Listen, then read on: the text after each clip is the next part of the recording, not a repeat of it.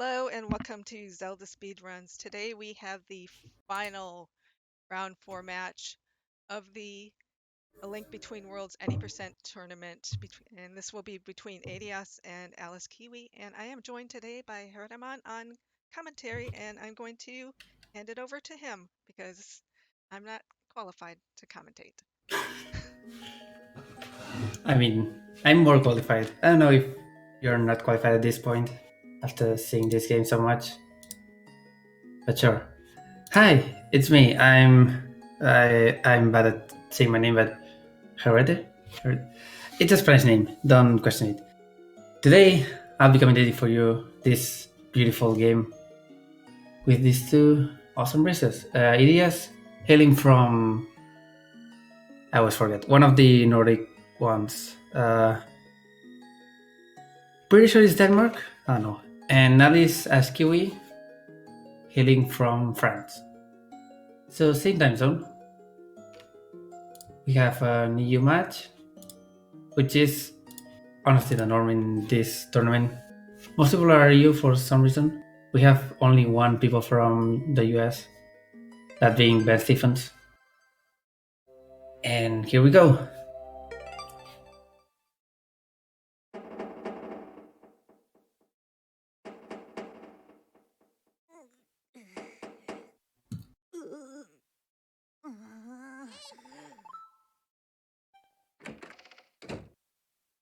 There are some small frame drops on Nice's side, probably due to NTR streaming. That's a thing that you can do for streaming any 3DS game. If you have a new 3DS, for starters, but it's a custom firmware thing that lets you stream, but it has a lesser frame rate in general. Pretty sure Edeas is using a normal capture card, which are way harder to find now, so they may become obsolete soon. Anyway, start of the game. Just a pretty long cutscene. Nothing gonna happen for a while, but we have to start by saving at this weather vane here. Weather vanes are used to fast travel later and as save points. Generally, we don't really want to get those or every single one of them. This one is pretty much obligated. If you don't get it, you can really continue. You also have to save. The game won't let you progress unless you save here, but it's the only save that we should see other than a possible safety save before the end of the game.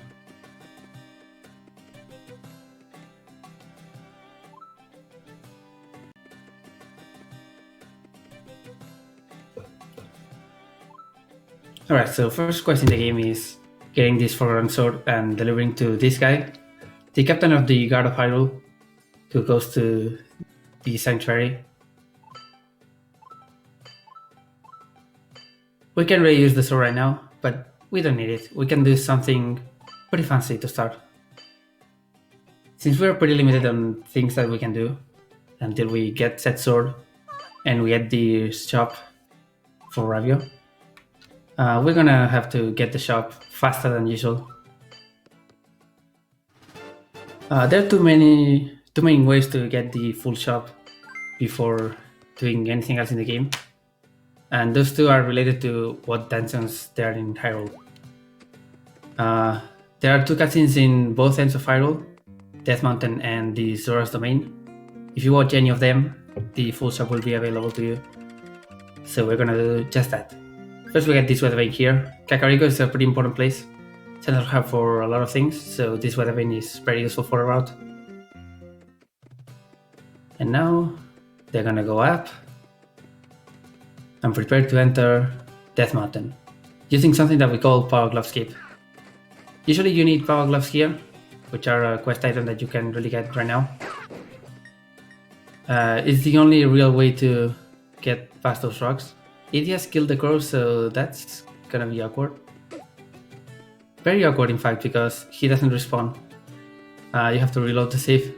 Alice got past the rocks and is now in this cave. In this cave you first don't want to die, and second and most importantly you want to get at least 10 rupees by the end of this section. So if you get as many rupees as possible, that's cool. You also don't want to be at full health at the end. What are you doing, Edeas? Anyway, Alice has 1 rupee. That's a little low, so she's gonna need to farm some rupees here. There are a few rupee rocks around here that you can't really break yourself. You have to wait for falling rocks to come. So it's pretty slow. Edeas finally gets Power Glove Skip. But now he's a little low on health, so he's gonna take that hard. For sure. So now the next step for both of them is getting at least 10 rupees and then dying. Dying is usually pretty bad in this game because you lose all of your items, or rented items rather. But in this case, we don't have any items, so who cares? And this is gonna unlock the full Rabbit Shop, skipping a lot of things. First of all, there's one thing that is programmed into the game, so that when you get here the first time and you don't have enough rupees to get the bow, which would be the only item available, you can get it for free. But in this case, we are supposed to only be able to get the bow with this. And instead we're gonna use our free item to get another one. Alice is gonna go for the Tornado Rod. There are 2 main routes that you can do for this. Get the Fire Rod and save 50 rupees, but you need more RNG later to get some rupee drops. Or you can get that Tornado Rod there. Tornado Rod means that you need to get the hammer later on, or earlier than usual, so you can get some extra rupees in the way to Wasteland Palace. Pretty important. Next and sequence is going to the Sanctuary. There we will get 2 things, mainly. The ability to use the sword that we have right now, and the ability to use items. Because the first item slot is not unlocked right now, we can't equip or use any items. That item slot is gonna be unlocked by getting the lamp. Usually the first item you get in any normal playthrough, so it makes sense. The second item slot, I don't know if Alice is gonna get it, but it's completely optional. And also slow for 80%. You don't really want to get it.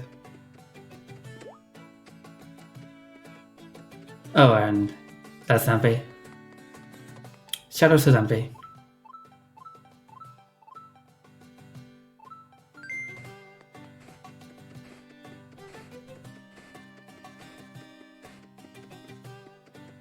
You want to exit this section of the Sanctuary with 50 rupees.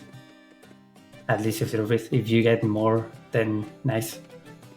And there are exactly 50 rupees on fixed drops here.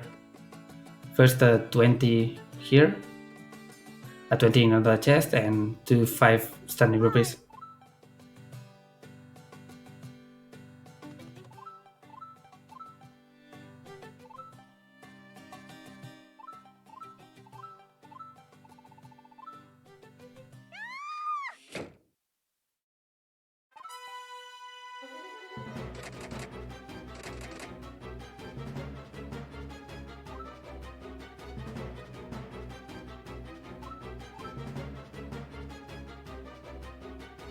Alright, so get a 20, get those 5 rupees there. Utilizing the sword to get the rupees is always faster, so always do that. At least when they are not right on you. Any Zelda game that lets you grab items with your sword is a good Zelda game, so check us to that. I think only A Link to the Past doesn't let you do that, so oops.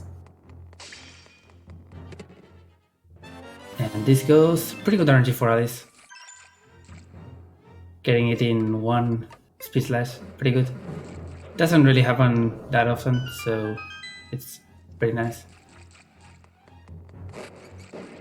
And here we're gonna get to meet Yuga, but not really because we're gonna skip the cutscene.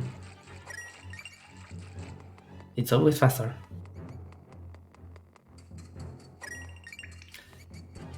And here we're gonna meet Rabio for the first time. I mean, second time. Or is it first? Are we meeting Ravi for the first time? What Ravi are we meeting? Which one of them are we meeting for the first time? The answer is this one. The one that is standing right in front of the boat. This is pre-shop Ravio. Since we already got the final shop, now there are gonna be two Ravios here. One is the full shopkeeper, and the other one is, let's call it Home Invasion Ravio, which appears in this cutscene as normal. Since we already have another Ravio in the world, this other Ravio is never gonna disappear. Which is pretty bad if you die, because you have to rent the bow again, but you can get around it. You talk to him and move the hitbox a little bit.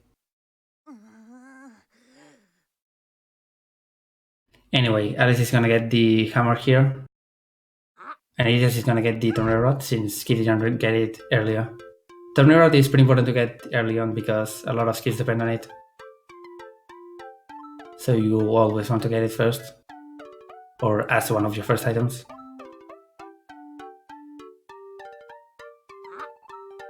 Edeas is a little behind now, but Alice is gonna have a way slower segment here in Eastern Palace. Oh, nice thing.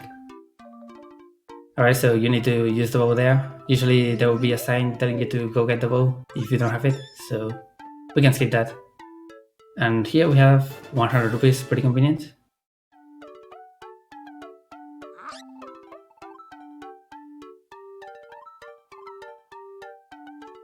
Edeas is not gonna get those, so that's gonna be a small time save for him. And now Eastern Palace. The entire first part of the palace is gonna be on a global cycle, so they both want to be fast enough here to get hit by the ball and go through. It's not that hard to get, but if you mess up a single thing, then you can't really get it.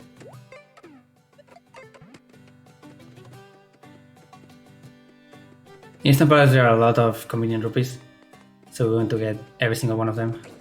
I'm getting weird skipping right now, but I don't know if it's on my end only, so I guess I'm gonna F5. While Alice goes upstairs, and Edeas gets to Instant Palace. Let's see if Edeas gets the thing. Doesn't get the fastest version, but pretty cool. And now for upstairs Eastern. You're supposed to go get the boss key? We don't want that. It's very easy to skip the boss key here. Although the skip can be pretty bad sometimes, so hopefully that's not gonna be the case. Basically you want to lure the armors around there, which is harder than it seems. Lure it to this part, and then we're gonna use the invincibility frames to use the armor's hitbox inside us to push us out of bounds.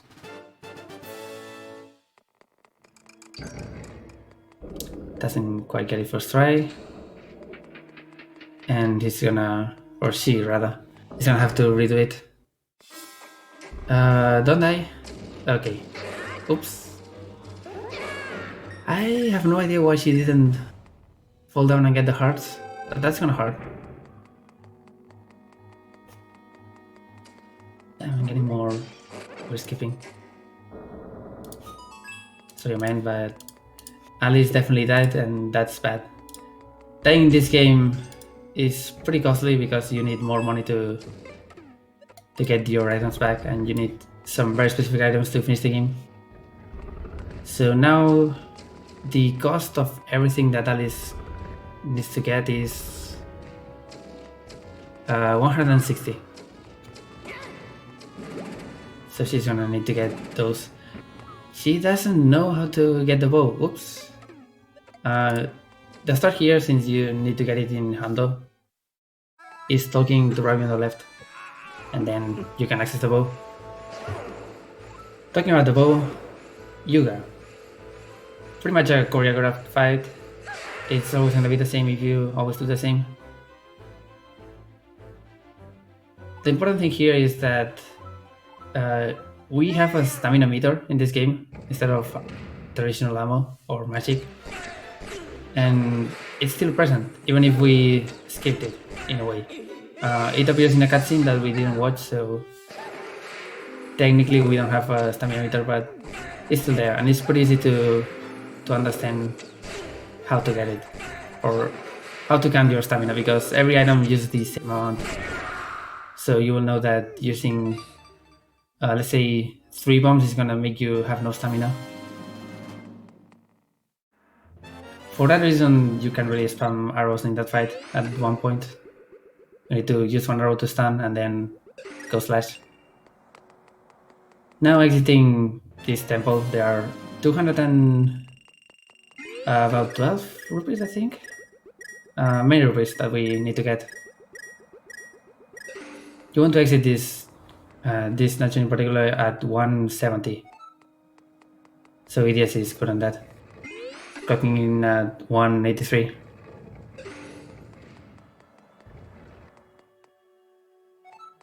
Alice is gonna go back into the Eastern Palace. I don't know why Edeas didn't merge there, but sure. Merge around and go here. There's another chest around here that is 50 rupees instead of 100. If you want to be super sure that you're gonna get enough rupees, you can just go and get that, but usually it's way slower than getting some rupee drops, even if you have to farm later on. Alright, so I think Alice realizes that she can't really do anything there without the bow, so she actually needs the bows. This is classic actually. A lot of people don't really know how to get the bow after the first section. So when you die unexpectedly and you don't know how to get it, things get a little hairy. This is why you need to run Hando. Hando is fun. Very fun.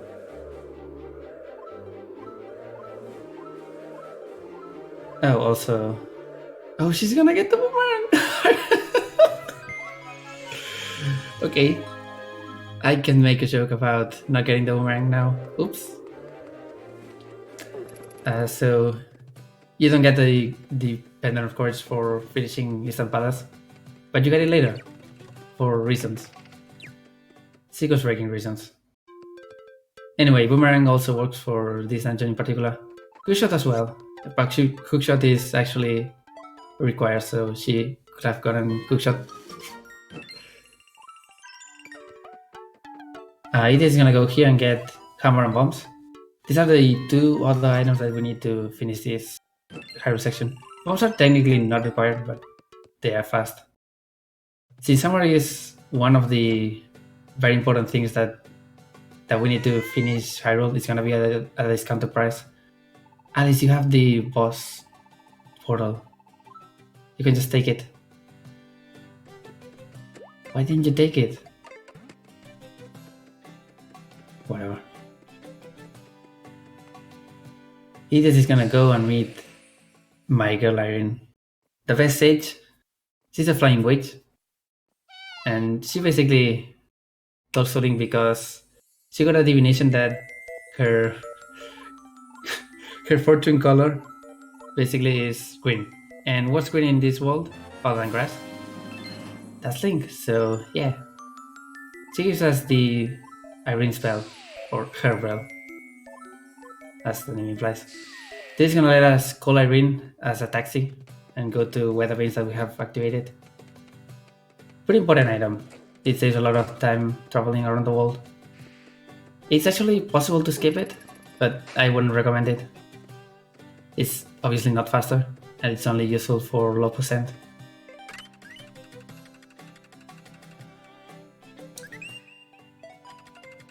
Other than that, Irene's spell has a pretty cool trick that is completely useless, called Door Bell. Basically using it at the same frame that you enter a door makes some cool things happen. Alright, Alice is out of bounds and she can now go and fight Yuga.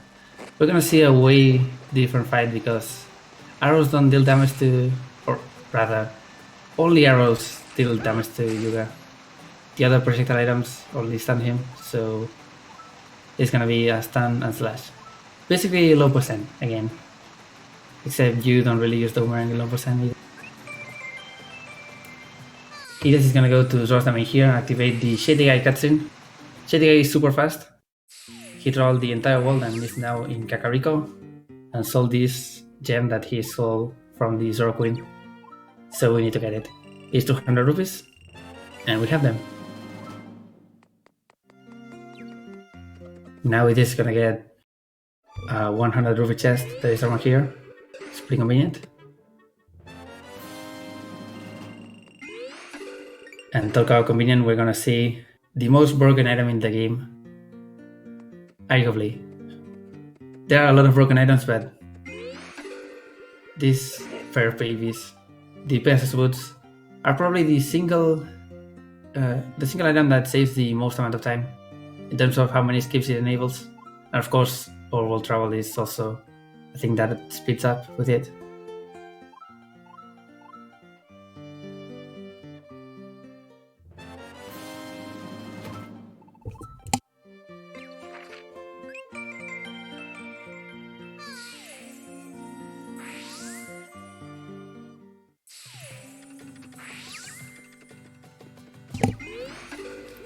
Alright, now Edeas can go and get the flippers in Zoro's domain.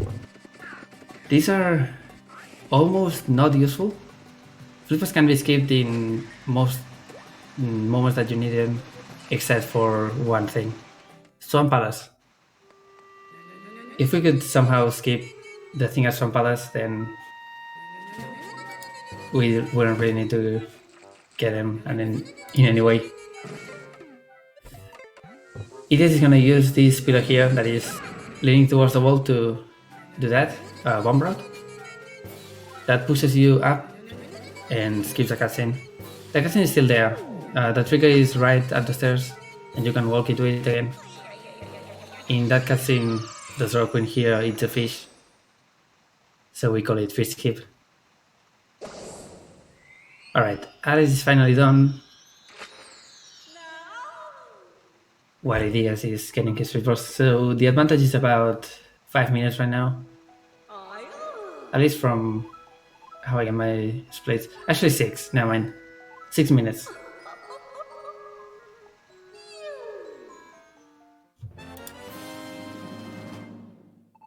Oh, apparently I'm gonna get a commentator now. Edeas is gonna get these rupees here. They're pretty convenient. They're not required. You could get enough drops on the rest of the splits. Basically, you need 150 rupees by the end of high roll. There he is. Hi, Jeff. Hello, hello, hello. You missed the classic one. The thing that everybody does at least once. Yeah, power knowing, skip. No, not knowing how to get the ball after you die. Oh. At least we get to see some boomerang action, since Alice got that for some reason. Hmm.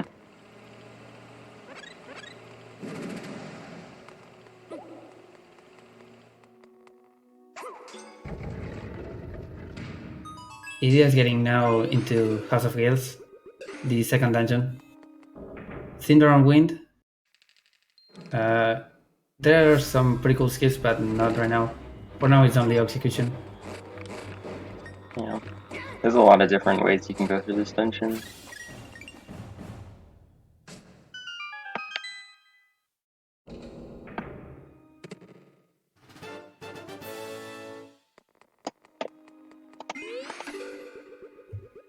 This is a coming room. There's one skip that Edeas is probably not gonna do. Yeah, definitely not. You can go to the top right corner and do a pretty frame tight thing to get on one platform. This is much safer. Yeah, it's one platform cycle than this. That's like 5 seconds, and it also gets you some more rupees. Good, taking it very safe. He's gonna place a bomb there and ride the wind current here while the cutscene is playing. It saves a little time. It's not that hard to do in real time instead of waiting for the VAT, but sure.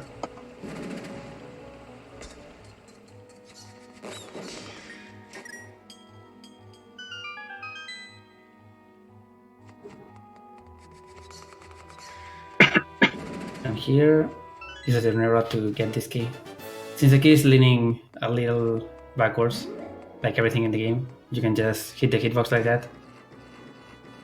Otherwise, you would have to walk or shit. What's the word? Merge. That's it. Merge and walk around and get the thing. Here's the big skip of this dungeon. Ooh, gets a set of first try. Gets monster guts.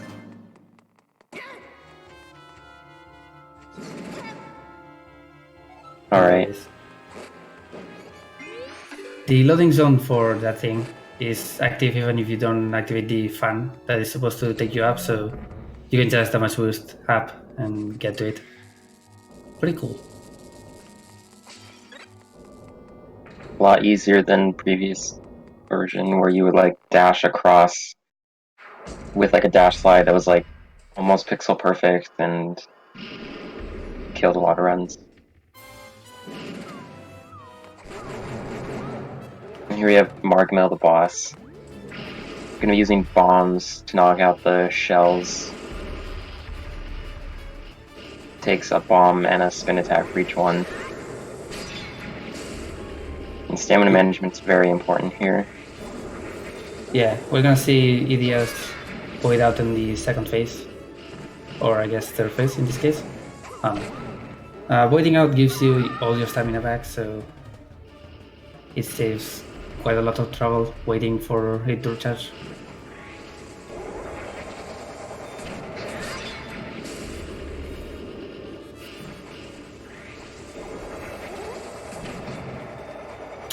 Ooh, doesn't get the spin attack there. Yeah, he's Missing waiting is to spin fine. attack until after the bomb, which is not something that is Yeah, that common. He's taking it very safe for some reason. Doing this fight super fast can be risky, but it's not that hard unless you run out of stamina.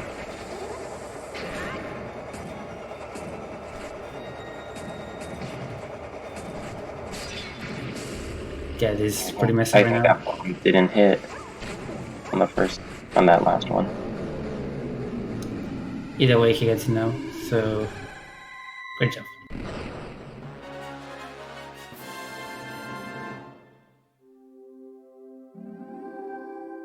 This is the only hard container that is faster to get, since you can technically skip it by waiting for the pendant to appear, but the pendant appears instantly when you get it, so always get it.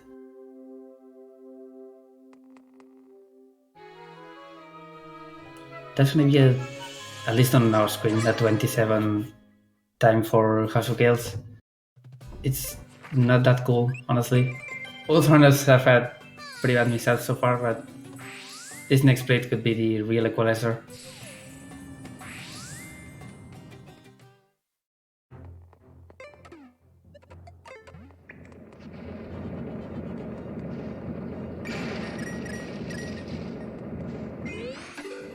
Era is definitely a run killer.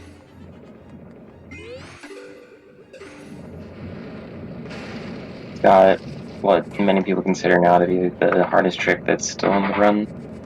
It's a 2-frame window. It's a tornado rod input. The timing's hard to get used to, I'd say. Also a small skip here. You can skip going out of this cave and entering the other one if you dash across the wall here. You have to stop at a very specific time, and if you do it first try you have a pretty good cycle, but it's not gonna happen this time. And he doesn't know the cycle because he got hit.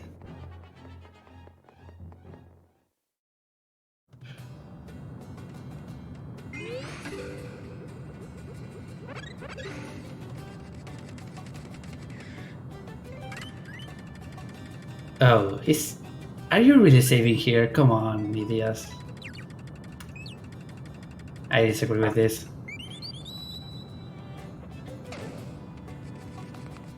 I mean, if you're gonna be super safe, I guess I would also do it, but not worth it.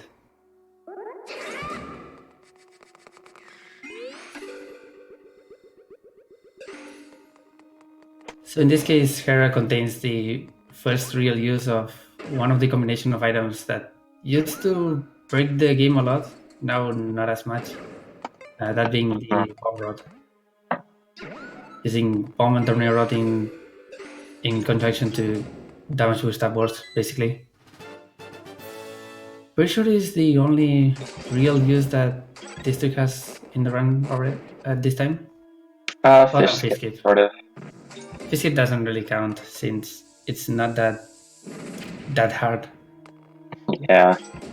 There used to be more of these, like in Turtle Rock, but the one in Turtle Rock got replaced with using a Whiz Robe, which we'll see is significantly easier. The thing that makes it hard with a bomb is the explosion is only at its maximum size for so long, to be at the right height to hit you when you need to, like, you have to be high enough when it hits you, and the bomb explosion is only high enough for so long.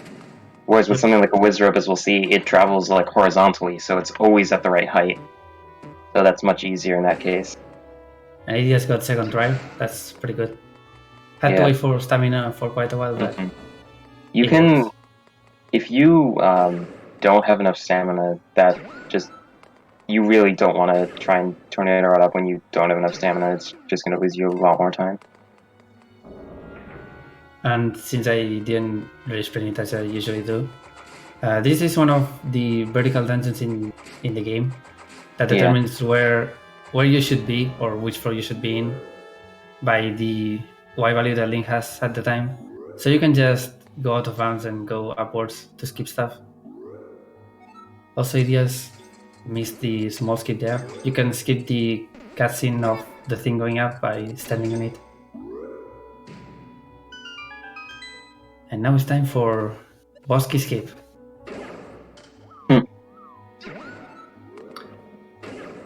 Is that not really? It's right there. It's based on how we name tricks in this game. I would say this is the boss key skip. There's no real way to get to the top anyway, so skipping the boss key would be unviable. It's right there. It's not really worth it. And it's time for Moldon. People call it a hamburger. I don't agree. I have to say this every single time.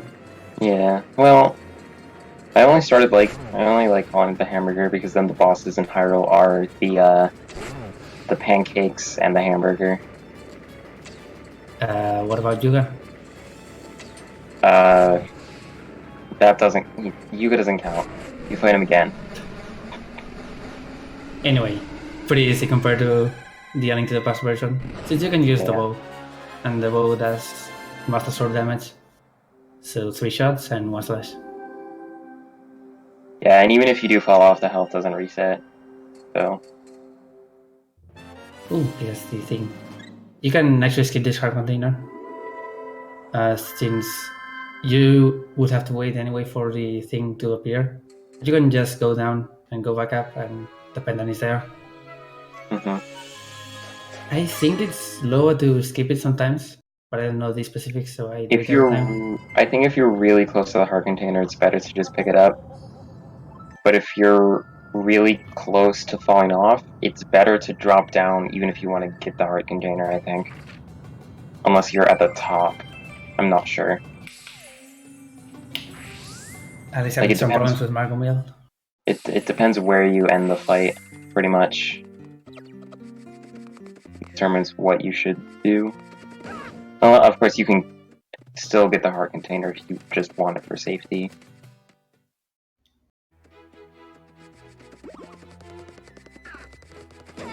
Alright, so now for Last Woods. There's a small puzzle here, but it's not a big deal. There are some ghosts that you have to follow or not follow, depending on what iteration of the puzzle it is. but the ghosts move in the same way every single time. So you just have to keep an eye on one of them.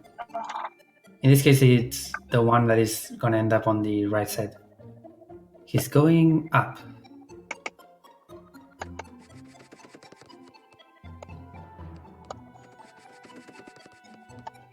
Second one is not following two of them, which are the ones that end up on the upper and lower parts of the circle. So still not a big deal.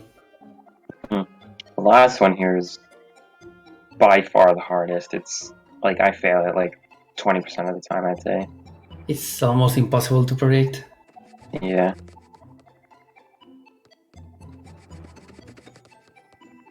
I'm gonna go with... I'm taking down.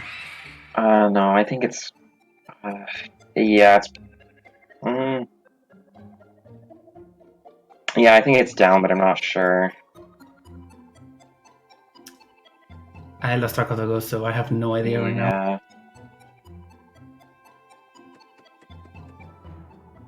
He goes for down. Oh, he gets it. Wow, good thing it was down. Good thing it's down every single time. Yeah. What a hard puzzle. Anyway, Master Sword. We can now finish Arrow.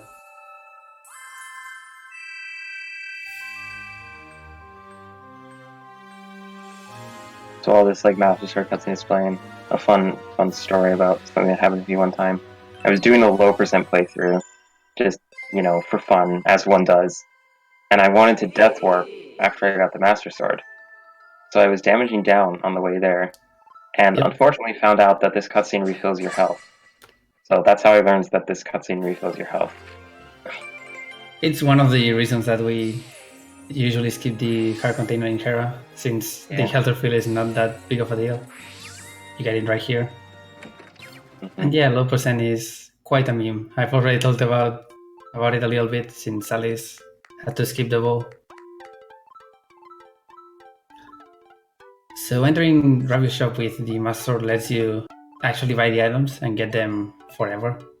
But it's very costly, so that's not gonna happen in this run. Yeah, you will never see someone buy items in 90%. At least unless some new trick is found that requires one of the upgraded items, which would be amazing. I mean, there was one nice bomb route a long time ago. There was a route that got the nice bombs. It was basically a safety route, but it worked. It was, yeah, I think it was close to the same speed, but it made some of the bomb tricks easier back when there were a lot of really difficult frame perfect tricks with bombs. Pretty sure I only really used it for the weekly races when they were a thing. So I don't really know if they were actually good. I mean, they would definitely be slower this time. Yeah. There's no real reason to get them anymore. So yeah, because of the skips at the beginning of the game, we never went to Hyrule Castle, but the castle's sort of still in a state where it thinks you're there for the first time, but also knows that you've progressed enough in the game that this is your second time here. So it's kind of simultaneously in both states. And you still need to go to Zelda here in order to gain access to the tower.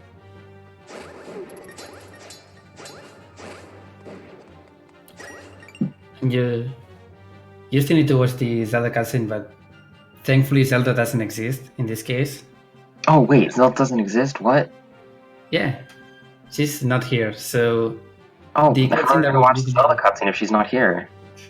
Come on, I'm just trying to explain the timestamp.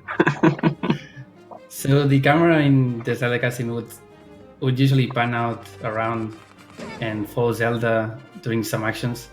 In this case, since it doesn't exist, it doesn't happen. So the cutscene is already faster. It's just text after text. Meanwhile, Alice is struggling quite a bit with the Hera bomb run. It happens. Yeah. It feels like you either get it first try, second try, or 150th try. Hey, there we go. probably the number of tries that I just said. And hey, that's the bundle of cards that we were supposed to already have. Don't question it. Now the tower is open and we can go upstairs and beat Yuga. Thankfully, Zelda exists upstairs for one single scene.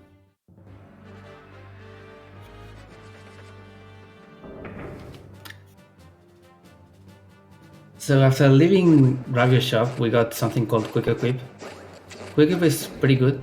It allows you to equip items on the fly instead of opening the menu. That saves a lot of time in menuing, but there's also one specific trick that uses it called Quick Equip Cancel that we're gonna see in action here. There are some items that have a long animation after using them, but you can open the Quick Equip Cancel or Quick Equip menu rather to cancel that animation and move faster or use items faster again. Yeah. In this case, it's used to kill that guard using the ice rod super fast. Mm-hmm. Also the easiest trick in the game. Animation cancels with like normal equipping, but it's not. Yes. Oh no. It's not as useful because you have to unequip the item, like equip a different item and then equip the other one again. Whereas this one you can just open the menu and immediately re-equip the item you had equipped. Alright. We actually get to see Zelda here. Edeas used the armors again, a callback from Eastern Palace basically, to get out of bounds there. And you can basically just walk into the loading zone for this cutscene. You can actually clip into it, but Edeas did it way too far to the right, so he waited out. Shouldn't happen. What the hell is bell canceling? Yeah, I was thinking doorbell, but I don't see how you could use that during a boss fight. But yeah, there's no real uses of the bell other than using it to actually warp. The one trick you can do with it just is like a soft lock, so... Alice doesn't have the bow, so this is a way riskier modern fight. But she gets it. Yeah. It's not that more dangerous, it's just relies more on what patterns you get. Because you can't move around that fast when you have, or when you're charging a spin attack. When you cancel your spin attack by trying to use the bell. This is new information to me. Yeah, I also haven't heard that ever before. But usually normal slashes are faster than doing spin slashes, so probably not faster in general. But now I'm curious. I'm gonna test that right now, since we only have Yuga too.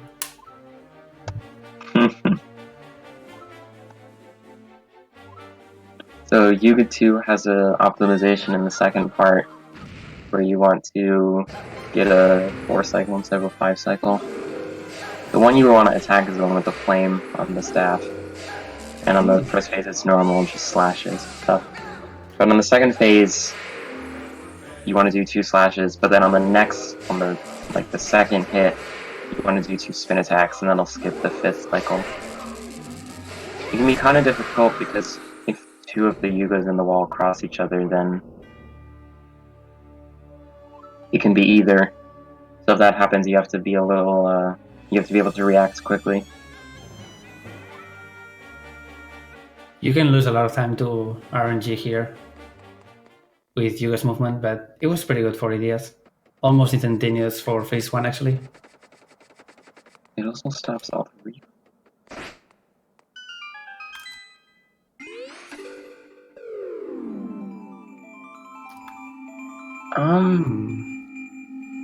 Yeah, I don't know.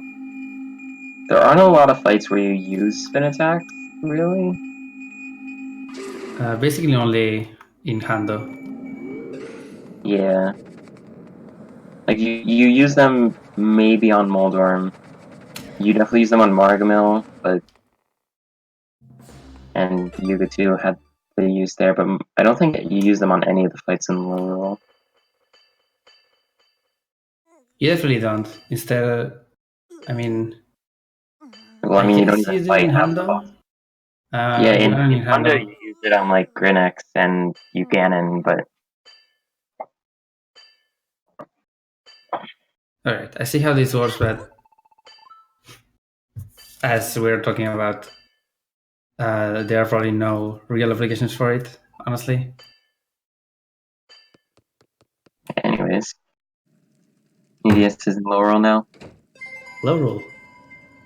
7 different dungeons. You can do them in any order except that's a lie. You have to do Thief's Hideout before Desert Palace to get the Sun Rod, except we don't. So basically, it's build your own route. Mm-hmm. There are two principles to the current 20% route in terms of how you want to do dungeons.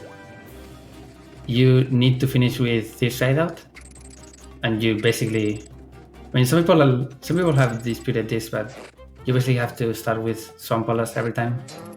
Yeah. Basically, you are doing Swamp, then Desert. You're doing Leaves last, and whenever you do Dark, the next dungeon has to be Turtle. And other than that, you can sort of pick your order. So maybe they just jump right into some Palace for Edeas. But he's here. You need to get a big bomb or buy it or steal it. But instead of that, we're gonna use the Azure here to do. Or are you? I think you're Azure ahead. copy. Yeah, I'm having some weird. He just signals right entered now. the cave part. He's about to clip into the dungeon. Let me refresh. 1 sec. Make sure Ooh, I'm nailed it. somewhat synced. Yep. This is the newest tech, I guess, in this game, even though it's like 2.5 years old. You can use the ice rod and then quick equip cancel it and get underneath it to clip out of bounds in the water, and then drop down into the loading. Skips the big bomb flower. It's a pretty good Saves, clipping method, but yeah, it saves 200 relies VP as well. You can it use it again relies here. entirely on having deep water to actually get this ice block. That is the thing that pushes you. Mm-hmm. So it's not that practical. Basically, we're gonna see it 4 times here between now. At least I guess 3 times between now and Desert Palace. Yeah, this. Oftentimes, you want to be standing in a certain spot and you want to like start walking into the water at the right time. They're a little bit tricky. This one in particular. I hate this clip in particular. Mm-hmm. So basically, he's trying to get out of bounds to go into the south room to the right. And then there's going to be another clip he does in that room that's going to allow him to swim towards the boss.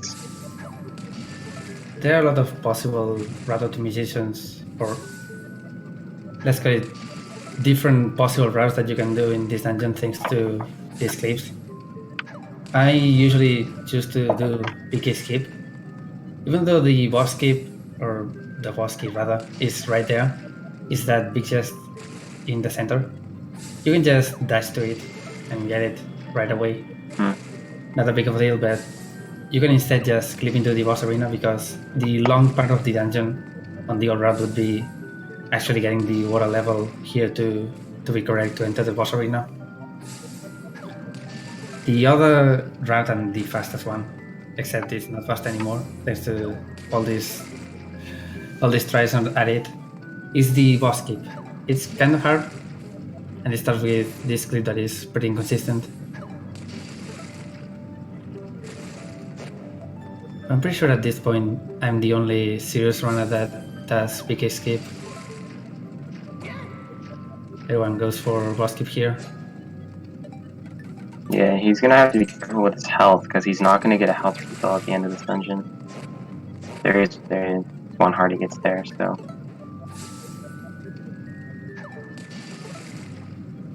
I think he's standing not high enough up on the stairs, but I'm not sure. Oh, there he got it. Okay. Yeah, he's going into this down right room. He needs to clip back in bounds and raise the water so that he can do a clip at the right water level, pretty much. Gets destroyed by the dolphin again. I know they have some specific name that I tried to learn a long time ago. Yeah, I don't know. They were one of the worst things in the entire run, back when this dungeon was longer. But not anymore, so I forgot.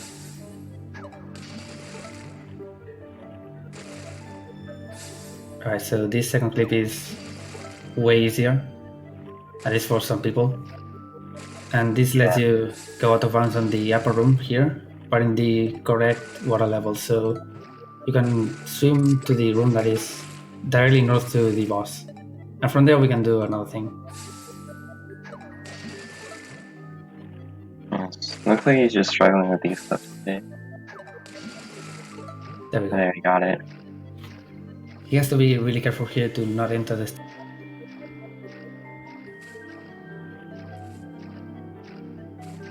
And this isn't even the hard part of the trick. Ooh. Ouch. That was way too careful. You still have to be in bounds so you can swim and get past the stairs. Good thing he got the clip quickly again. Yeah, if you go down the stairs, it's really bad. Alright, now he's gonna wait for it, go here, fall down, and now he needs to go in a specific, almost pixel perfect position, which is kind of hard to do when you're swimming. Yeah. Then position, I don't think it's quite pixel perfect, it's just somewhat precise. I don't think that's gonna work yet. Yep.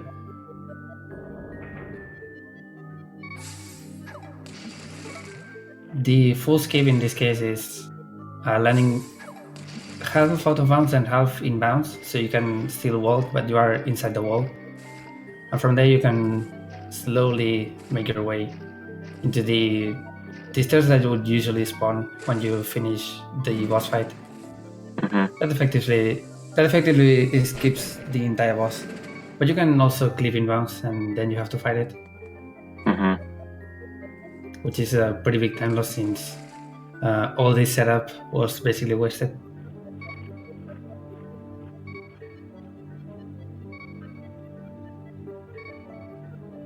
Let's see, second try. Not quite. That was not directly too down. far to the right. See what he's gonna do. Yeah, he's gotta go for it again.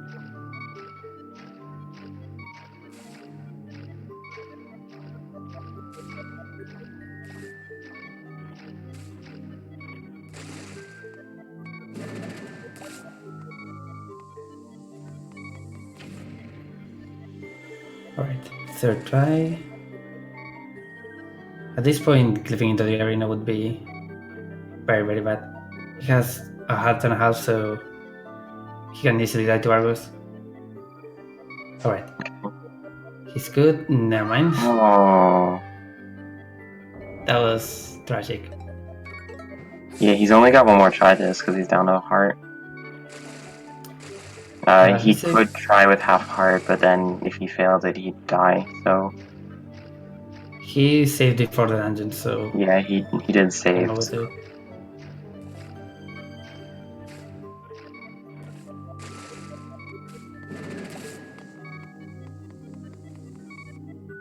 Alright, Alice is gonna enter Lulu now. Pretty far behind because of the death, mainly. He's definitely catching up. I mean, as long as she gets this skip very fast. Yeah, looked like he intentionally went back in bounds on that one. So he's gonna have to fight on one heart. I know, but this is gonna be hard. Did someone mess up with the bot? What happened? What? Someone did something. And we are not Breath of the Wild. I'm gonna send that it's Breath of the Wild.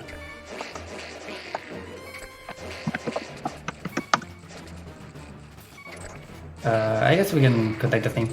Let's see if Edeas can finish Argos without getting hit. Which is not that hard, but it's pretty annoying.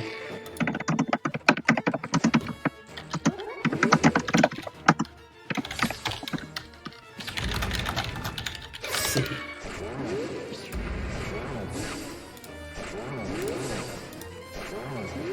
Alright, so while that thing is... Oh, Edeas. While that thing is finishing up, Edeas is using the Ice Rod to hit Argos on his head. This speeds up the fight quite a lot since it skips animations. But he didn't quite get it. You want 2 slashes and then an Ice Rod. Instead of 1 slash and Ice Rod. He's also getting very nervous. He's probably gonna get the Fire Container anyway. There we go. That was not the prettiest Swamp Palace ever. What was that? Did the bot die? Apparently.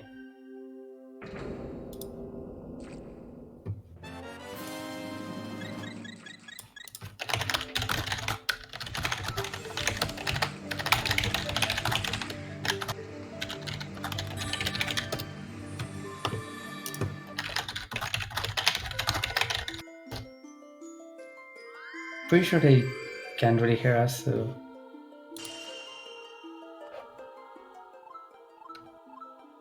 I'm not gonna bother commenting for now.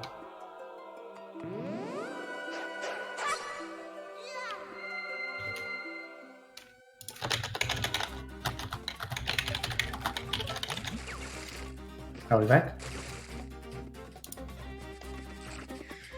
Hello, testing?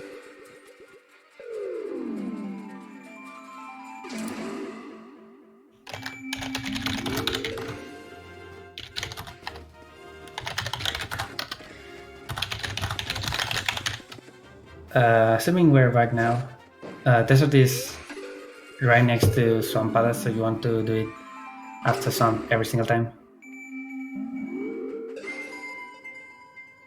Of course, when I say desert, I don't mean desert, since Desert Palace has the boss on Loru in the Mission Maya part. Since we can already clip into that, it's pretty easy to never enter the desert. And for that, we're going to use a pretty good setup that uses the 3 elemental rods in tandem to basically obliterate the sand rod entirely. Yeah. You know that if you combine tornado, fire, and ice, you get sand.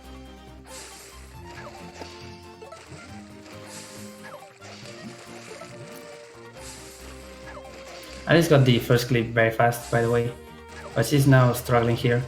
If she manages to skip the boss, then she will save a lot of time, since Edeas took so long to actually get it.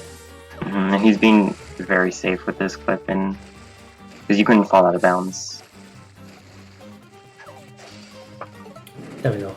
But you got it. In order to not there. fall out of bounds, you want to stop all your momentum, usually done with a throw slash. And now a fire boost. That position doesn't look right, but it's super free now, man. Yeah. Ooh, and you got the real value of straight the across. boots. The real value of the boots is this here. Saganaga skip. This Right and into iron. experience. This single skip basically defines the entire Something world. is weird with this enemy position on Alice's. Yeah, I was thinking that it was. It's like somehow high up misplaced. for some reason. I mean, this is a 3D game, right? Yeah, usually the enemies aren't like in midair like that. Did something happen to Link's hitbox because of the ice block? I don't know. Maybe, I don't know. It is really weird, definitely. Hopefully that didn't reset it in some way. She's getting nervous about that. Yeah. I mean, after dying to those guys in many old runs, I would also do that. And now we get to see a little bit of desert. And where does Edeas go? Skullwoods? Yay! My favorite dungeon.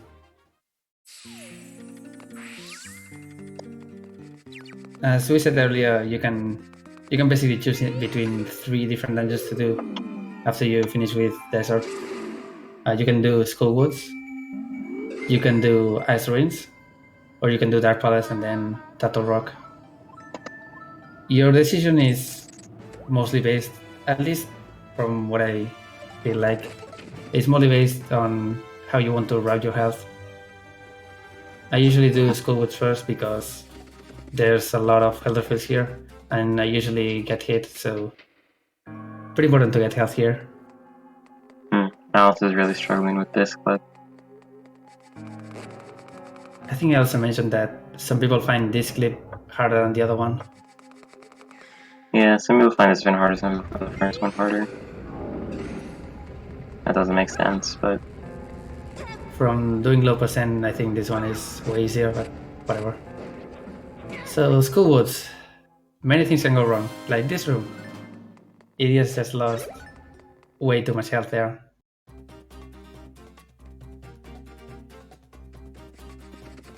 The first part of this dungeon is mostly execution. Oh, there, Alice got out of bounds.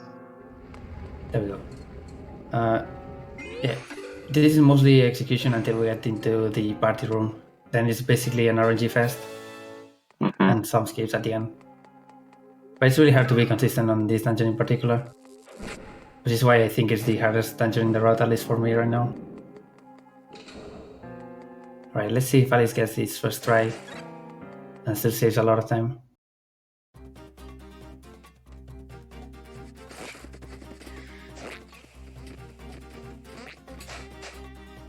She's not quite... There we go.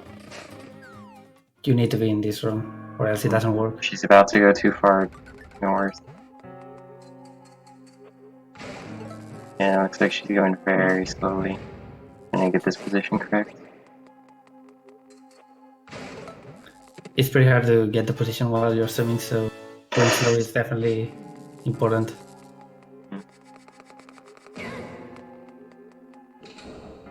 Alright, we have the party room coming up for Edeas. There are 3 enemies in this room and there's a wall master on a timer. So you want to be fast enough. You want to put a statue to a specific peg and throw a rod into Alice it. just needs to walk carefully now. Yep. Don't mess it up. Right, I think Edeas is taking it. Oh, she clipped back in bounds. Right. Edeas took it safe, killed all the enemies, and waited for the wall master. So now he can do the party room fast. In many quotation marks.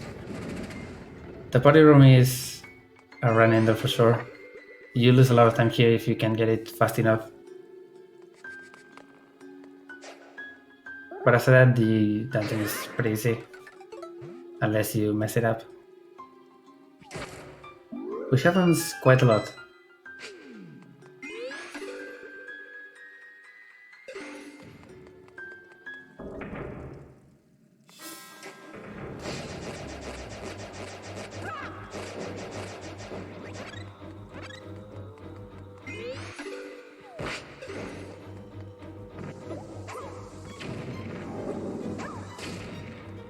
Oh no. Don't die, Alice. Don't die.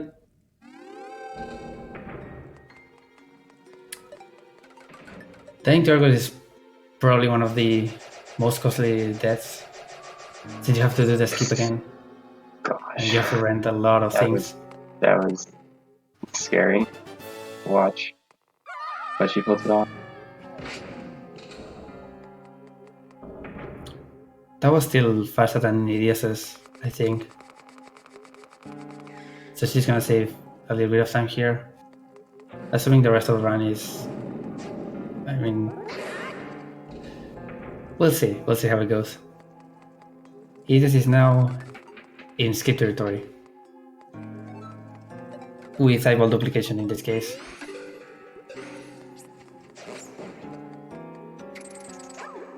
So you're supposed to get 2 eyeballs here in this particular room. The other one is very far away, but this one is right here. Takes it way to save. I don't know. You can just grab that eyeball as it's getting put in. That was super late, and I thought you failed it, but it worked. Then you can carry it to. Oh no! Why didn't you stand on the guide? There's a guide in. Come on, Edeas. School boots. Anyway, you're supposed to use that other eyeball that you duplicated to put it on the other pedestal and then get the boss key. But he's gonna have to go around and get the other eyeball. He knows where it is, so not a big deal.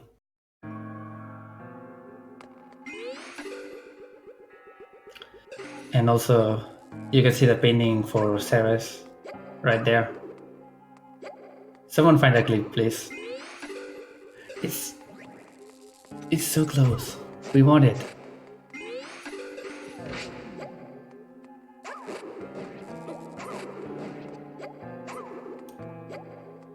Anyway, carrying this eye is pretty slow, but you can speed it up by doing that thing, and then quick shooting it to the other side.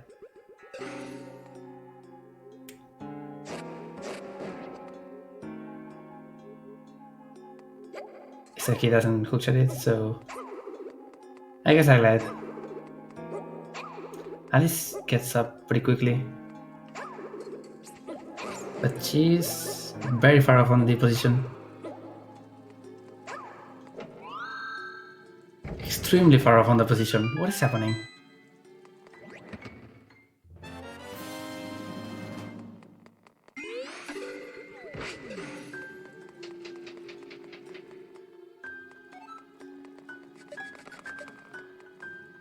Edeas, don't tell me. Is that due for eyeball duplication? Or did you mess up this particular escape? This guy is Knuckle Master, longest boss fight in the game. You don't want to do it, so thankfully he's kind enough to punch us through a wall. Day 0 strats.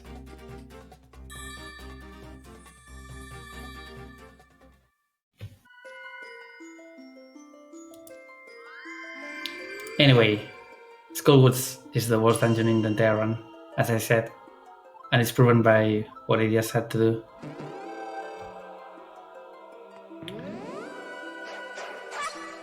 Ice Ruins would be the dumbest dungeon as well in other routes, mainly glitchless, old any percent. Ad noob, I guess. I don't know, and especially low percent. But Ice Ruins is probably his next step, and in this case, in the current any percent route and for a while now, Ice Ruins is almost a joke. Mm-hmm.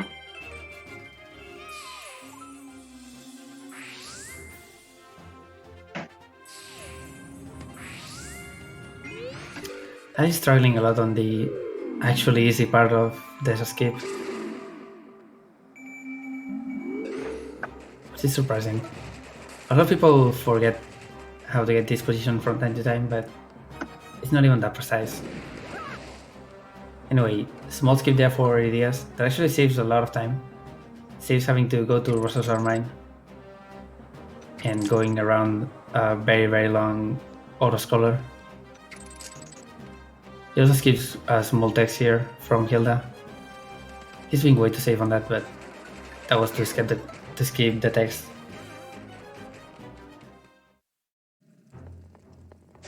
And now we have an actual auto-scroller.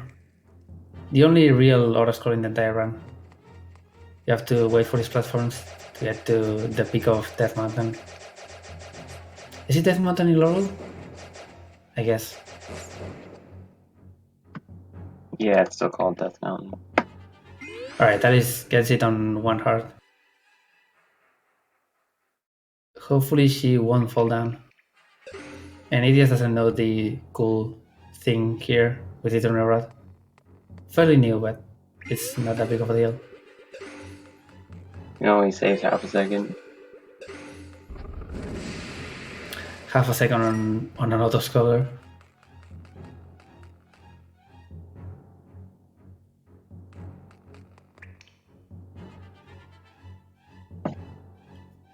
Alright, where does Alice go?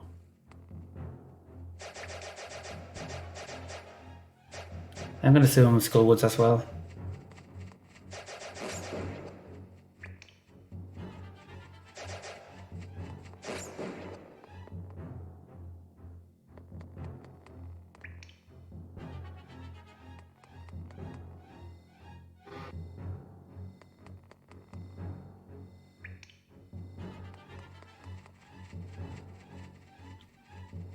Alright, one final dash here. And the auto scroller is dead.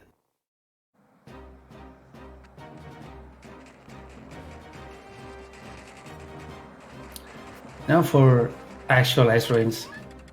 He's gonna save here as well. Come on. Come on, Edeas. Why do you harm me so much?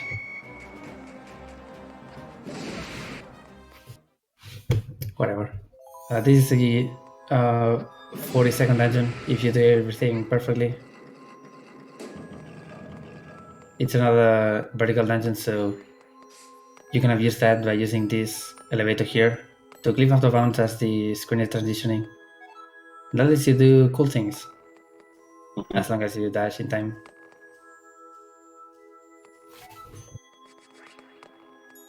There we go.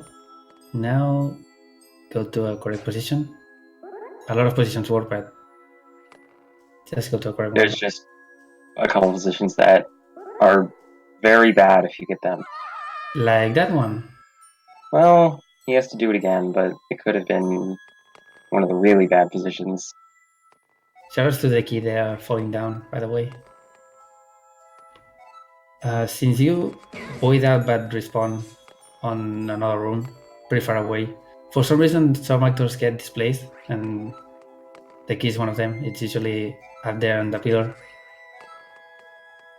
Yeah, right now it looks like he's not leaving himself enough room to dash. He's doing the clip too high up on the... That should work. There we go. Basically, you want to clip into the room on the right, on the stairs. What is Alice doing? And fall down. Did she forget the path, or what's happening?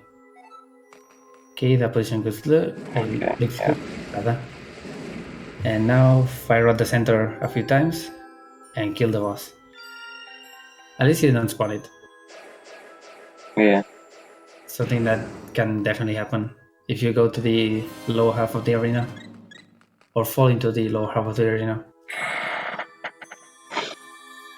Dark Stair, the boss here, is not that big of a deal, but a lot of people have never fought him, so... or have never fought him after a casual playthrough, that is.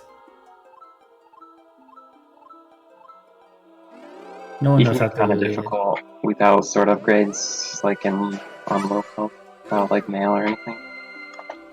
Yeah, when you had to kill that guy, Darkster, as well as other bosses that we can now escape, getting the temperature was actually faster, kind of like in A Link to the Past.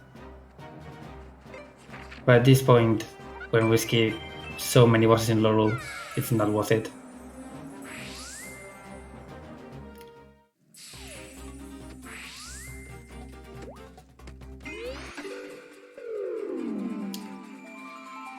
Another safe party room from Alice?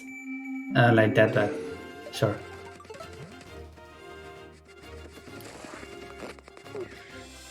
And now Edeas is going to Dark Palace. Forgets where to go, actually. Come on. There's another portal somewhere around there, but it's not faster than getting this one.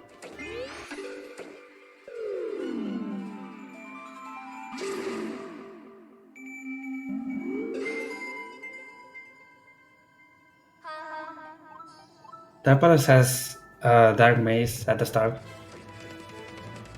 that is usually pretty long, but thankfully we can skip 90% of it using another pretty cool trick that is going to require this guy this jumper coming up to actually work with us.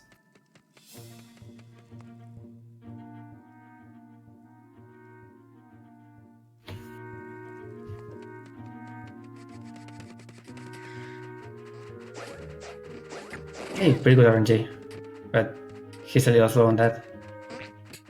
So you want to lure this jumper right into the tree, then get hit, stun him again. He's making sure that he's right in the corner. That's okay. Do that, so you click there, then you bonk to right, and then he pushes you upwards. And now you're at the end. Just a few more gaps.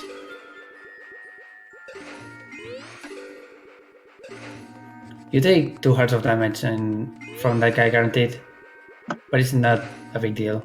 Usually you won't get hit in Dark Palace, which is why you shouldn't save it for it. Come on, Edeas. Stop. Is he say? I think he's saving you for almost every dungeon. He doesn't... I guess he feels a little rusty. He just came back from a trip to Japan, I guess. He didn't practice as much. Let's see if Alice gets the idol duplication. Well, she got the first part, which is the harder part.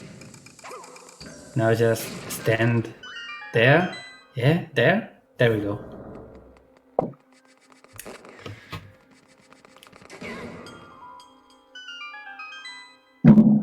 So that's another significant time save, but the difference is pretty big anyway, so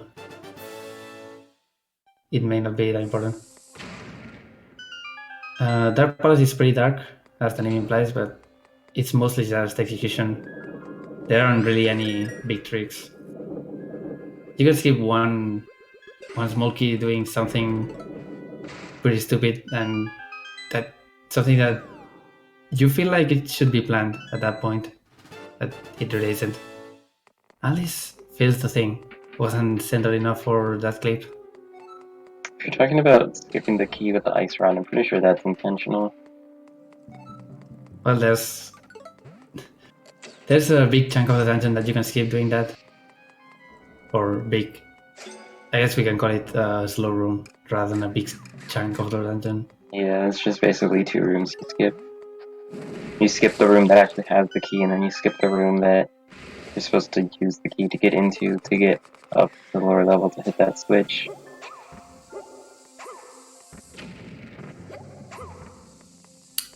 Come on, Edeas. Shouldn't be standing. If you stand right next to the wall, then the bomb doesn't really get to the flanks there. Anyway, we're done with this room in particular. And this floor. Now we can go downstairs. All that was just to make some light shine down on the lower floor here. Basically opening the boss room.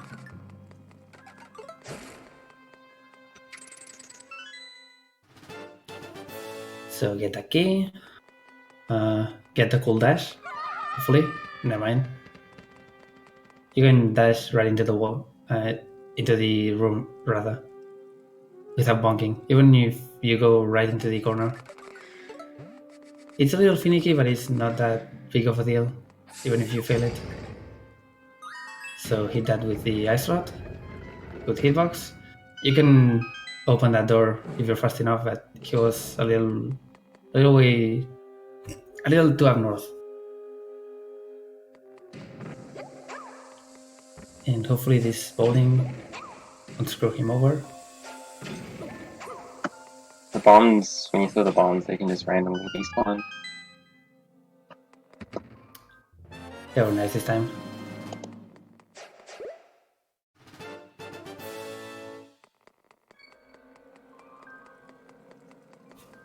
And now you can just go into Gemasaur. Gemasaur is a little bit of a nightmare in terms of RNG, but the first phase is pretty easy, just replace 3 bombs there. The hitbox to hit the mask is pretty huge, so those bombs should work, even if they are pretty far up. Just one more, yeah.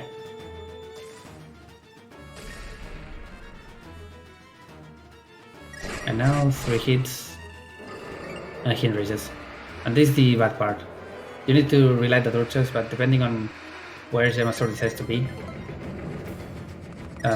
he can attack or he can decide to not attack and just roam around the room.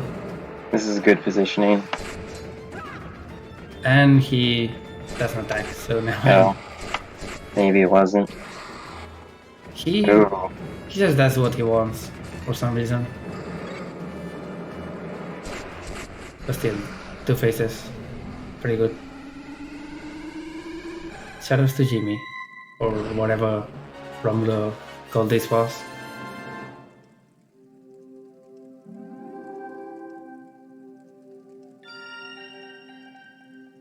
Meanwhile, Alice is gonna go into Ice Rains. She can save a little bit more time if she gets the skip first try. Although it's not that big of a deal because this dungeon, even if you don't get the skip first try, is, I don't know, maybe Edeas lost a minute at most.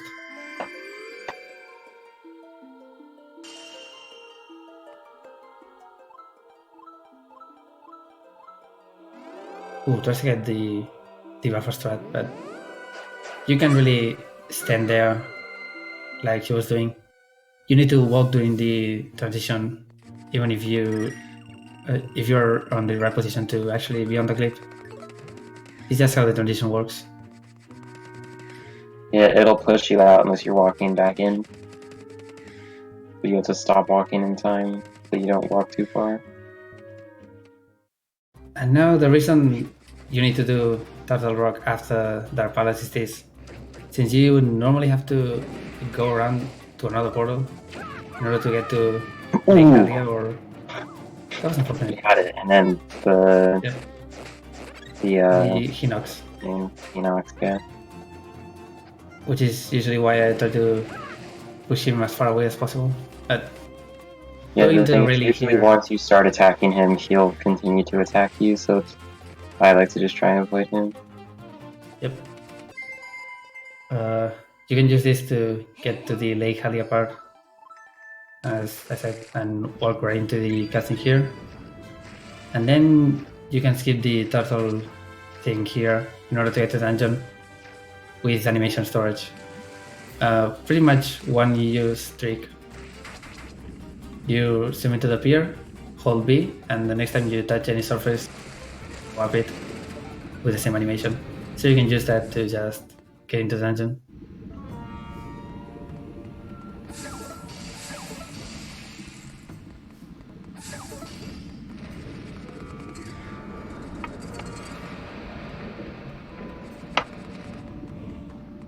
Turtle Rock should be another fairly fast dungeon in this route. Usually about 2 minutes or 2:40, I don't know, with the boss. Used to be the bane of resistance of every single runner. Since you can skip the boss key here by damage boosting onto a railing into the thing the boss entrance is on. Ooh, You can that's do it with not the bomb, good. but it sucks.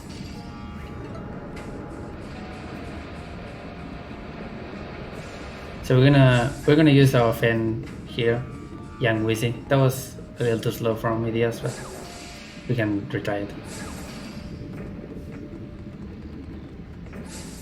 Young Wheezy here is gonna shoot at a specific position where we're standing, and we can use his shot to clip ours. That was a little too far down on the platform, unfortunately.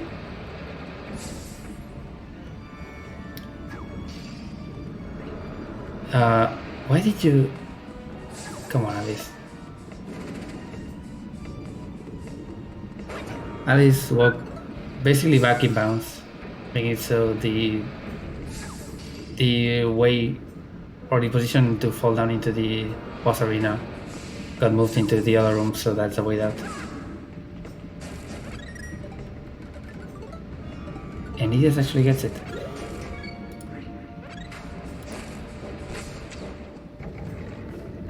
Gets the friendly fire as well, nice.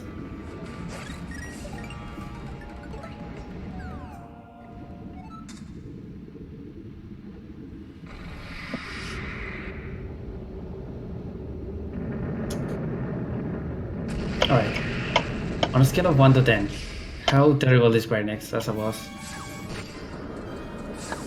I'd say like a 6. Not as bad as Gemasaur. I think it's because I have worse luck on this guy than in Gemasaur, but I hate this boss. Not right now. Right now, it's pretty thin, but once it emerges from the lava, it's when shit goes down. That looks okay, Alice. Come on. Grenex has 3 different attacks. Alright, Alice gets it. Nice. He can bite, like so. He can explode, and he can spin. You want him to bite every single time. The spin is bad because you need to get hit. And the explosion is bad because you have to wait.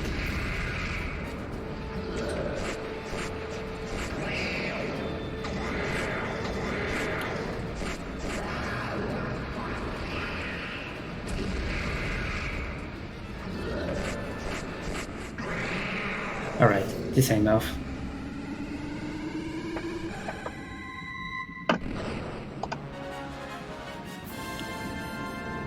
Now Edeas is basically, I want to say 10 minutes, but it's probably more ahead.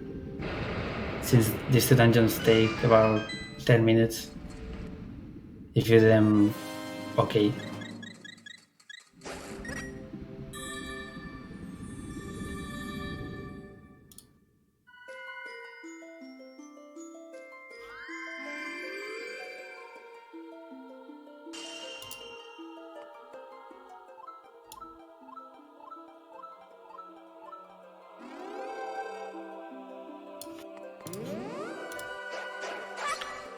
Alright, now that Edeas has 6 dungeons, the only one that is left is Thieves Hideout. Usually the first dungeon that you normally would be able to do, as in it's right next to the starting point. It doesn't require any single item. And it has a lot of rupees, so yeah, you usually want to do that in casual playthroughs, and it's done first in Listless, I think, as well as Hando, but Hando is a little different on that.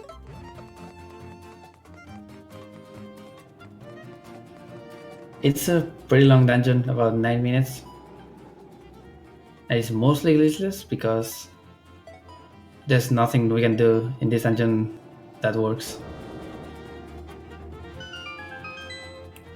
I'm just gonna use the boomerang to push the jumper, which is pretty cool.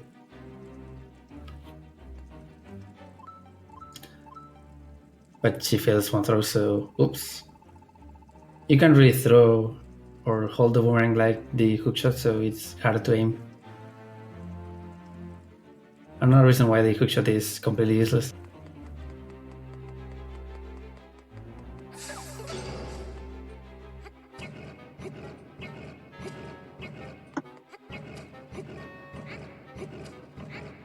Yeah. So technically you can get to a later point in the dungeon without doing the statue puzzle, but it'll be important to do it in order to go backwards through this room at the end of the dungeon. Edeas doesn't know that you want to get hit there.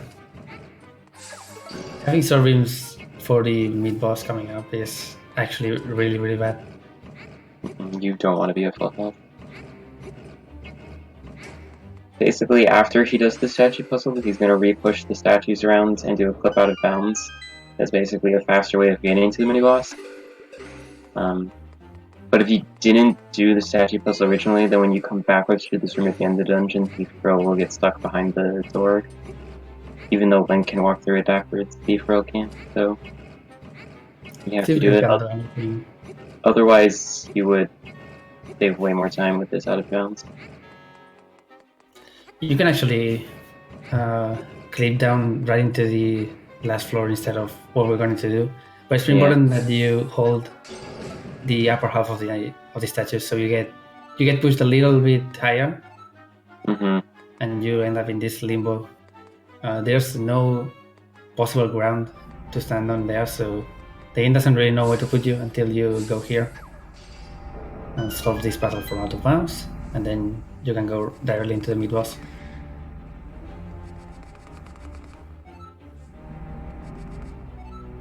That was a really suspect position. Okay, that That was wait you out. interesting. And also, he should take damage. Yeah, having Sovereigns here and hitting the Igors here with them makes it so the cycles are not perfect, and you need to get at least almost cycle, which usually happens anyway, but it's guaranteed in this case, unless you are super good at aiming the sword beams, which no one is really. And now we get to Thief Girl, the main mechanic of the dungeon, unfortunately. One also has to be very careful with that.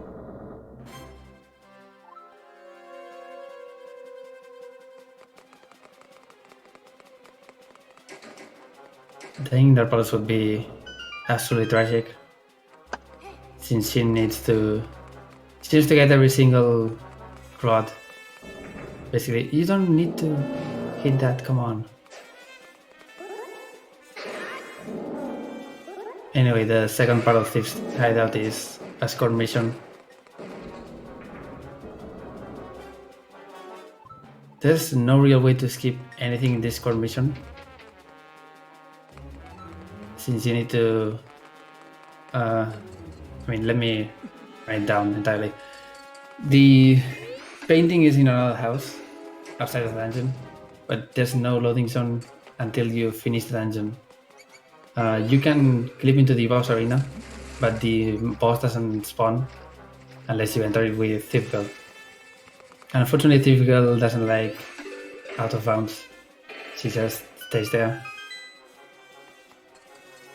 So in conclusion, you have to guide Thief Girl every single time to the entire You dungeon. can also get out of bounds and walk into the loading zone that you walk through in the cutscene after beating the boss, but that also doesn't trigger the cutscene of walking into the house with the painting. Probably because you don't have Thief Girl. So, yeah. Pretty much impossible to break this dungeon.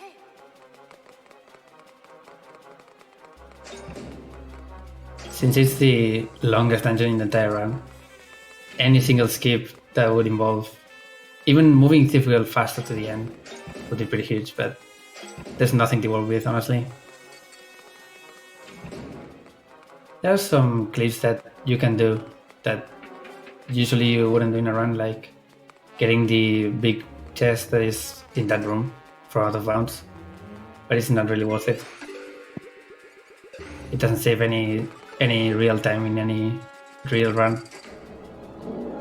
It does allow you to get it without the flippers if for some reason you didn't have them, but... Alright, I forgot about Flipperless Adventure.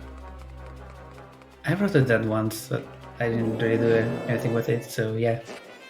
That's useful for Flipperless.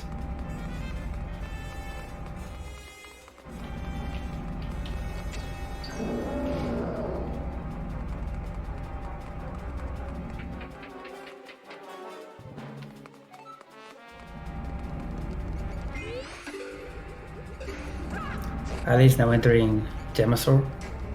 Hopefully he'll be kind this time. She's a little slow on the bomb, so that's already kind of bad.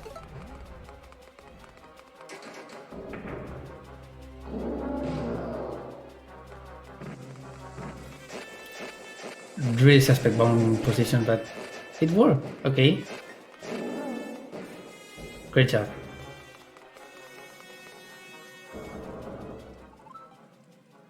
And again, like in Hera and other dungeons, the boss key is right here, so why would you skip it? There's a small optimization anyway, getting on this wall instead of waiting for the platform.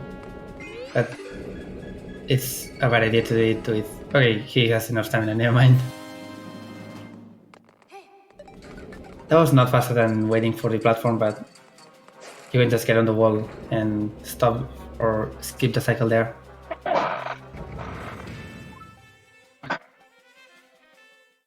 And now, stall blind.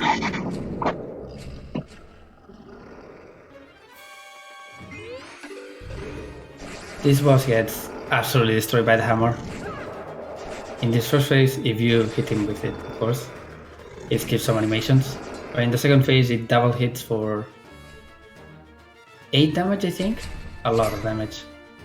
Yeah. It does double hits and each hit does double damage, so I think it does 8 damage.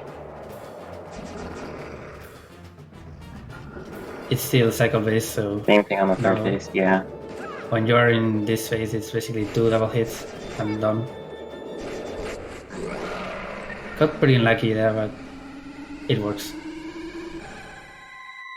He can still get the sub 140, I think.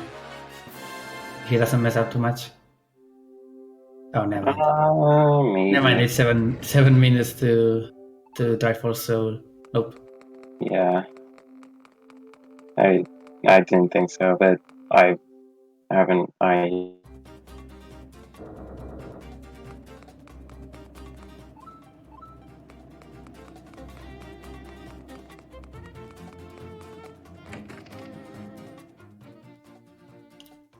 Alright, so the important thing about doing this dungeon last is that usually you enter this cutscene with Osfala, the last sage that we're gonna see, and first time that we see it in the run.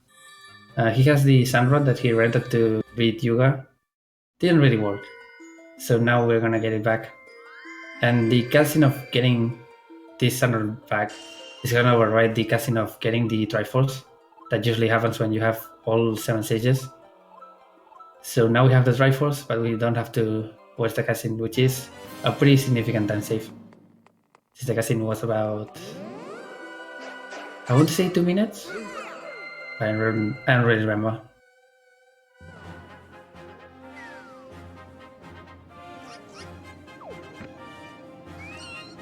And since Lord Castle is right here, it's pretty convenient. You can just go here. Hey, Sandrod is also broken. Every single one of the 4 rods can be used to clip through walls, and Sandrod is not an exception in this case. But you don't really see it in this one.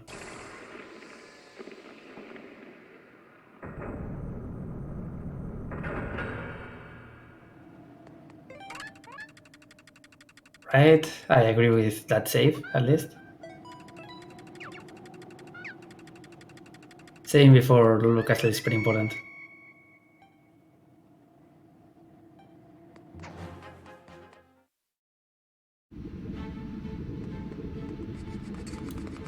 Alright, Lulu Castle.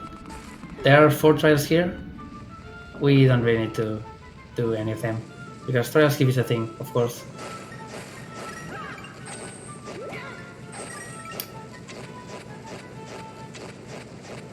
I don't know if Edeas knows the cool setup, ATS. He probably does.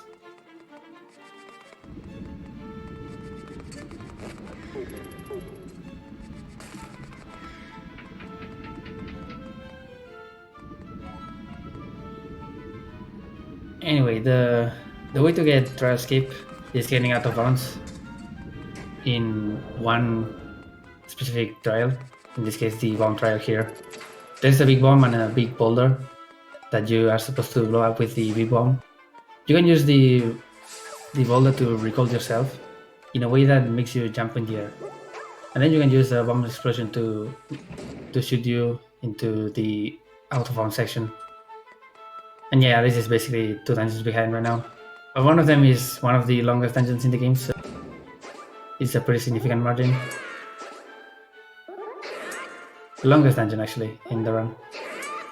Edeas is doing the bad setup.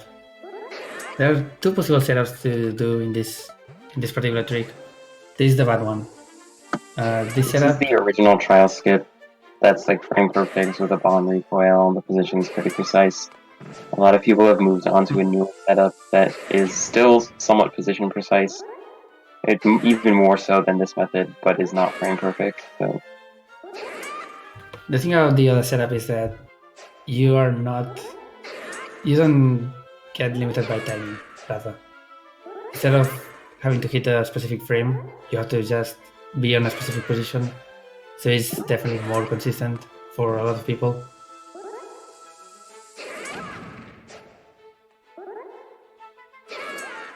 The drawback is that the other setup takes 3 hearts per try, and this one only takes half a heart, assuming you get hit. So if you're not confident with the big bomb strat, you really don't want to do it.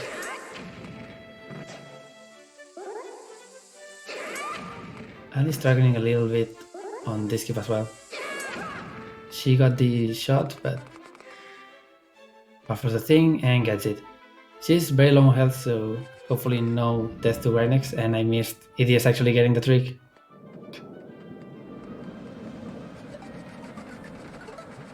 So now he just needs to not die to Ganon. Easier said than done. Ganon is definitely a beast.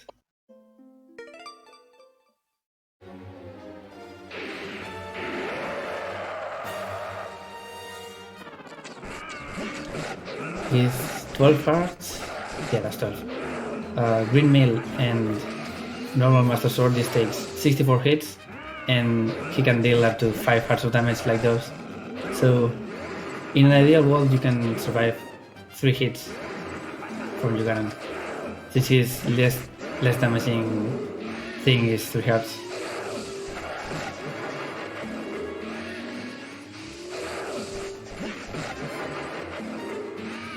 Uh, 3DS Hasbro cards are kind of hard to find now because some things happen and they are not produced anymore, unfortunately.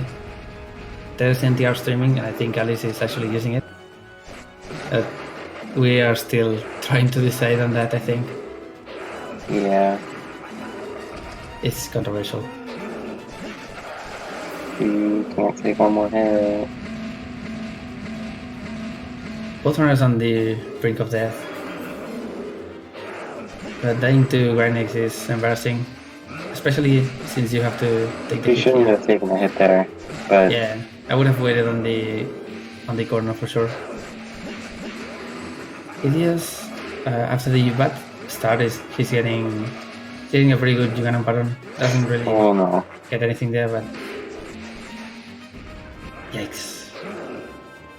Alright, I said dying to Argus was probably one of the most costly ones. This is definitely the most costly death. After not saving. Ouch.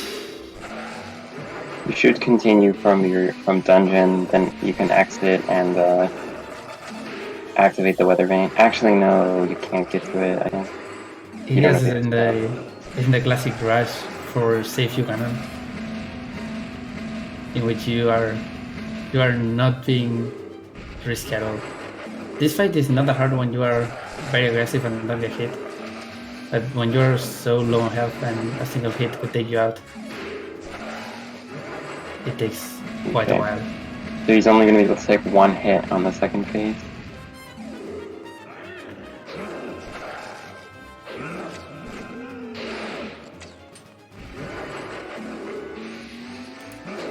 I'm gonna watch the... Okay. Alice didn't forfeit, so she's planning to continue for now. And Edeas is on second phase. Don't fail tennis. Failing tennis is embarrassing. You don't want to do that.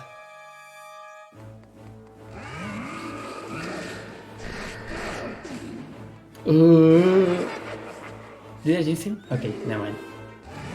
Half a heart. That's okay.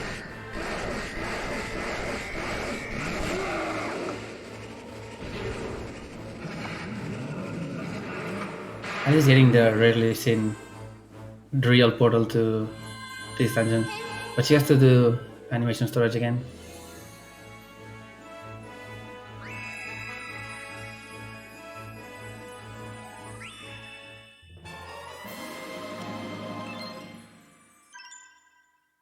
Now, Bow of Light. It's time to go for the thing. At this point, Edeas could try to get the the cool strat on the second hit and still win, but not worth it. Also not consistent.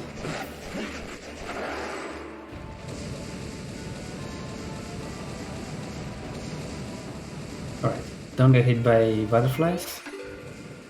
Isn't safe strats, that's nice. And second lane is a little faster and has a very weird timing, but not that big of a deal. There we go.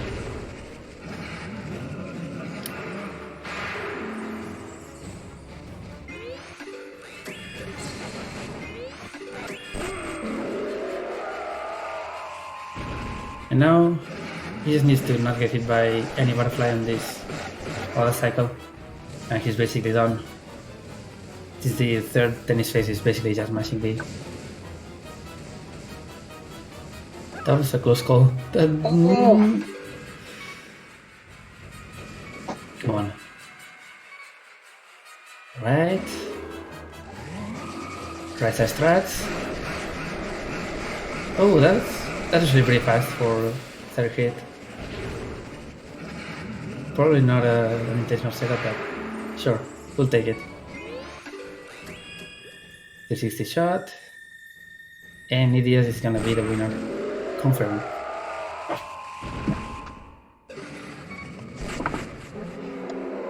Let me get bring up the doc. We can take a look at how the bracket's gonna play out.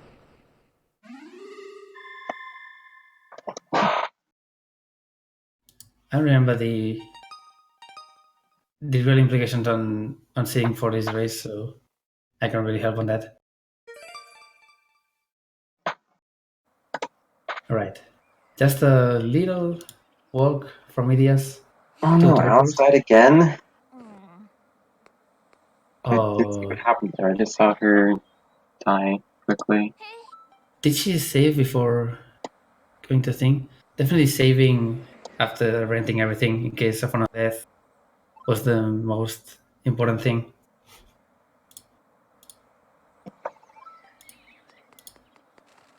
Anyway, walk to the Triforce, don't get hit by the birds. They damage you, and he's very low on health, so he could die. And that's Triforce for a GG.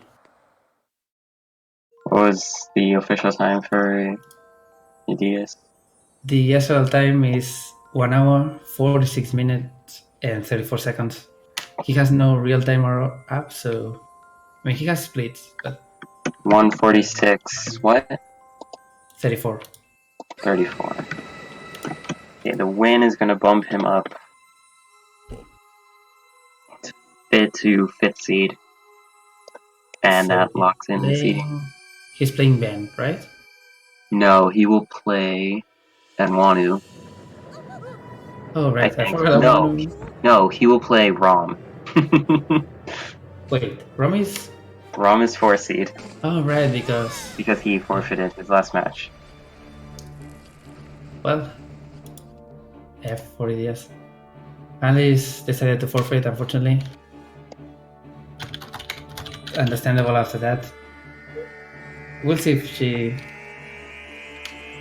she can do a little better during the bracket phase with a little more practice, because there was definitely a lot of rush for both runners.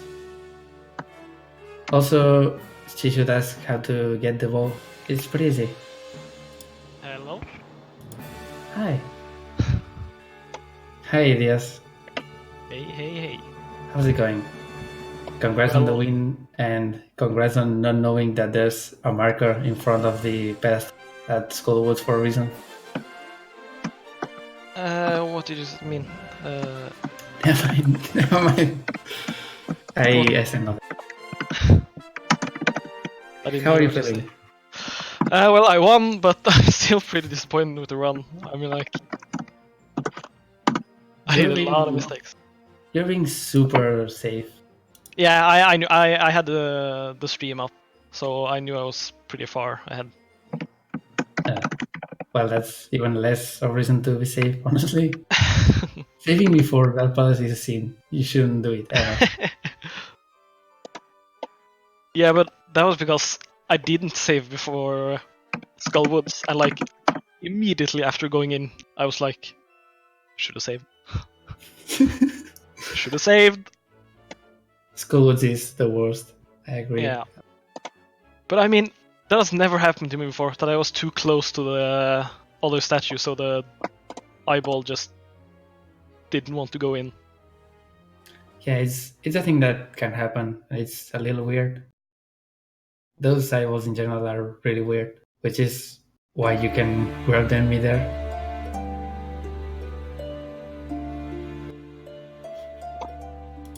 What else? Yeah, was? the run started horribly with me being dive bombed by the bird, so it killed itself on the on the grass I had picked up. Yeah, I remember that. You should have just throw the grass Yeah, or the I bush know. rather. It's what I usually do when I wait for the first attack. Yeah, I usually throw it when I wait for the second attack. It was like, it's just a bit confused, and then suddenly just dive bombed me, and then I didn't know how to get into respawn, so I just went back to Kakariko, and luckily he was there. And also, my god, what happened in Swamp? Alright, so that's why you don't go for. Yeah, but I mean, not Exactly. even just that I spent a lot of time on the first or the second ice road clip, but like I avoided it out in a super weird place, and Yeah, then we saw that. yeah, and then I avoided out sometimes by just not going too far ahead. And then one time when I got into the wall, I just walked into the void again. And then I finally finished by going into the boss room with 1 heart. That was a scary boss fight too. That kill was actually pretty clutch. You had a lot of close calls in there, but Yeah, it was pretty good. I did. I mean, there are a lot of things that can go wrong in that trick, and it's one of the reasons that I don't really use it right now. Yeah. Okay, any guesses for rupee count? I'm going to go for 670. I don't remember the actual rupee count for everything. That's 210, and then you get 360, and then 20, 50. So that's 430 as a minimum, I think. I'm gonna say Oh, isn't it more? Like you buy the... 580. It's at least 200 more because you also need the silk stone, which costs 200. I already counted the 200. I'm gonna say 570. And I think I'm that's very bad at rupee low. counts generally. But yeah, this run was cursed from the beginning when my life speed program didn't work. So Oh, I thought you forgot to start at all. no, I did. At first, I thought I just forgot to have it active, but it apparently crashed when I started it. So Classic glass plate. yeah. It happens quite a lot. I thought you said it as in you were using some kind of auto splitter, since it's... No, But I don't use it's a auto thing splitter. now. I don't think you can use auto splitter with this game. You can now Oh, with the thing that... Yeah, there's a new auto splitter where you can put in like a picture of what the game will look like into what? live split, and then it'll do like image recognition and split at when that like it detects that image. That's insane. We- That's actually insane. But the problem is that I often split on the screen transitions. Like Yeah, let me look for it Okay. so I can... the total rupee count was yeah, it's not gonna work if you split on like a Oh. black on like fade out. 664. So you were closer. I was Nice. pretty close. All right, That's almost so 66. this was the last Swiss game, last game around 4 of Swiss bracket, or the Swiss portion. Which means we now have a bracket. So bracket will be single elimination with a optional third place game if whoever is in that game wants to do a third place game. So quarterfinal 1 will be first seed Araxis versus 8th seed Miax. Quarterfinal 2 will be second seed Redaman versus 7th seed Alice. Quarterfinal 3 will be third seed Anwanu versus 6th seed Ben Stevens. Quarterfinal 4 will be Romulus versus Edeas. Oh no. And After semifinal that, 1 will be the winner of quarterfinal 1 and quarterfinal 4. And semifinal 2 will be the winner of quarterfinal 2 and quarterfinal 3. so I get to avoid Romula until the finals. Nice. If you win your first 2 matches of the bracket. I'm We confident. have to play Anwanu again. I'm or Ben. still confident, I It'd be think. tough. Yeah, but you know, suddenly Skullwoods just comes and Skullwood sucks. I'm gonna grind Skullwoods super hard in these last days. Because fuck that dungeon. I hate it. It goes wrong every single time. Depending on what the runners agree to, championship kills will be best 2 out of 3, but depends on what the runners want. I'll be okay with best of 3, yeah. But like I It's said, not whether or not there's a third place game and whether or not the championship is best 2 out of 3, that is, I don't care. It depends on what the 2 runners in those games agree to.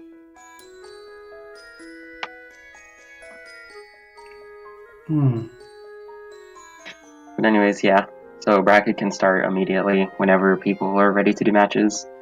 I want to get this tournament wrapped up because I thought it was going to be over by now.